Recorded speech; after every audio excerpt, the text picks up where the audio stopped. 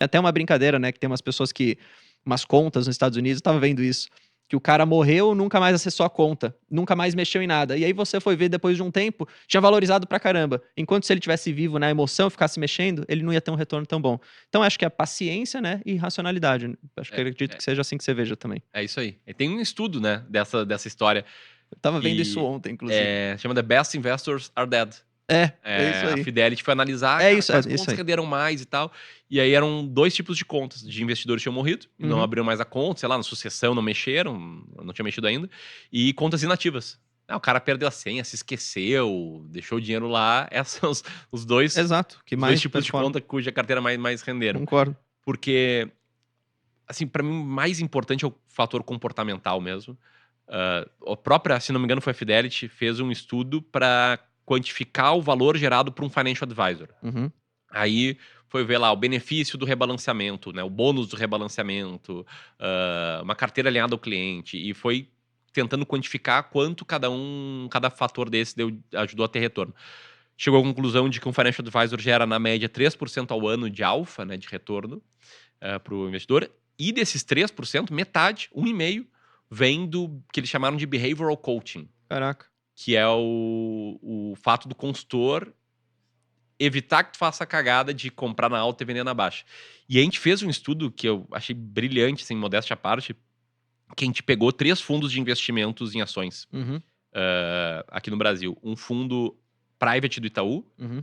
um fundo da IP, Capital Partners, e um fundo da Dynamo, o Uhum. Cougar. E aí a gente pegou lá o track record desses fundos em 20 anos, se eu não me engano, acho que de 2000, não, em 13 anos, de 2010 a 2023, se eu não me engano. Aí o do Itaú rendeu 9,9% ao ano, o IP foi, se não me engano, 13% ao ano, e Dino foi 14% ao ano. Beleza, bons fundos. Inclusive o do Itaú foi melhor que o Bovespa no período analisado. Uhum. E aí a gente pegou também os fluxos de aportes, né, investimentos novos dos cotistas e resgates, né, retirado dinheiro dos investidores. E aí o que a gente viu? Né? No fundo do Itaú, cara, cota do fundo subia, vrum, subiam os aportes, cota caía, vrum, Bizarro. tiravam os aportes. Fundo da IP, isso acontecia, mas em menor grau. E no fundo da Dynamo, isso não acontecia porque era um fundo fechado. O Cougar, ele abriu, sei lá, 5 vezes nos Uhum. últimos 15 anos, né? Abriu em 2008, em 2011, 2020, 2 vezes. E aí a gente pegou e a gente calculou a taxa interna de retorno do investidor médio. E aí do Itaú, né? O fundo rendeu tipo, quase 10% ao ano, né? O investidor médio 0,4%. É isso. Perdeu todo o retorno por comprar na alta e vender na baixa.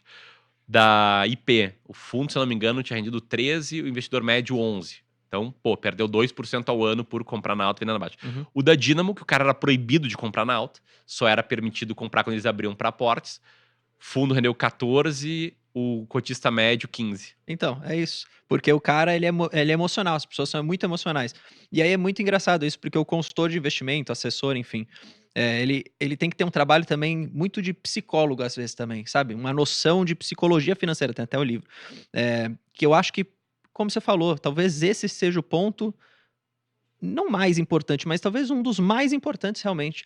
Porque de nada adianta, às vezes, o cara ser muito bom de conta, muito bom, um ótimo analista, que sabe fazer ótimos modelos, se na hora do vamos ver do mercado de fazer os aportes, o cara fica, ai meu Deus, tudo vai acabar, aí tira. Aí, ah não, agora melhorou, aí coloca tudo de novo. E aí você vê fazendo o contrário do que todo mundo fala pra fazer, que é compre na baixa, se quiser venda na alta. O pessoal faz o contrário. É muito louco isso. É. Mas eu acredito que isso tende a melhorar com a educação financeira, assim, do país e da sociedade ao longo do tempo.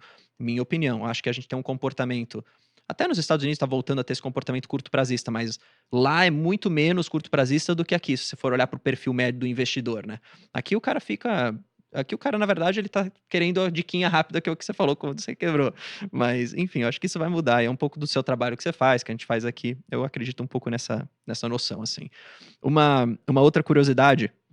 Tava até vendo aqui no seu canal que você falou que num dos últimos vídeos, né, que copiou as ações do Barsi. E aí eu queria perguntar, como que aconteceu? Deu certo, não deu? Você acha que é Muito uma boa bom. estratégia, não é? Como que é a sua opinião? Cara, é uma ótima Porque ele estratégia. faz um stock picking, né? Mas também é baseado meio nesses fatores, né? Sabe 6% que de yield e tal. ele faz stock picking, né, com motivos qualitativos, Uhum. Mas tu compara a carteira dele com a carteira do método Décio Bazin, Uhum, que é lucros consistentes, yield acima de 6%, exato. vai dar muito parecido, vai ter Sim. muita coisa que o Bazin teria hoje, né? A gente faleceu há muito tempo, mas Uhum. que ele teria hoje seguindo o seu próprio método. E é uma carteira que rendeu bastante, do Barsi, porque, cara, isso é isso aí. Dividendos mais altos, estabilidade de proventos, pô, uma ação com lucros consistentes, geralmente uma ação de mais qualidade. Sim. E um dividend yield acima da média, geralmente é uma ação mais descontada. Uhum. Se ela tá mais descontada, o preço por lucro tá menor, Sim, e ela distribui, sei lá, 50% de payout, pô, ela vai ter um dividend yield maior. concordo. Então, o Barsi, ele acaba explorando muitos fatores na estratégia dele, talvez sem saber, talvez, assim, de forma não intencional, mas é um método muito bom. Sim.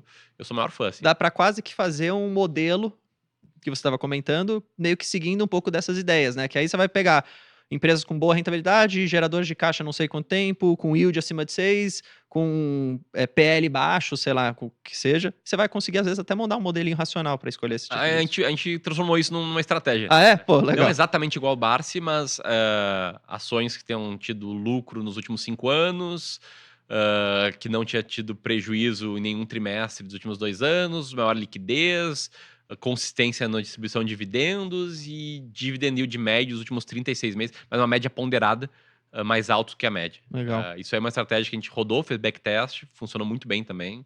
Tá disponível. E tá aí. A gente fala às vezes, chama de máquina de dividendos. Pô, legal.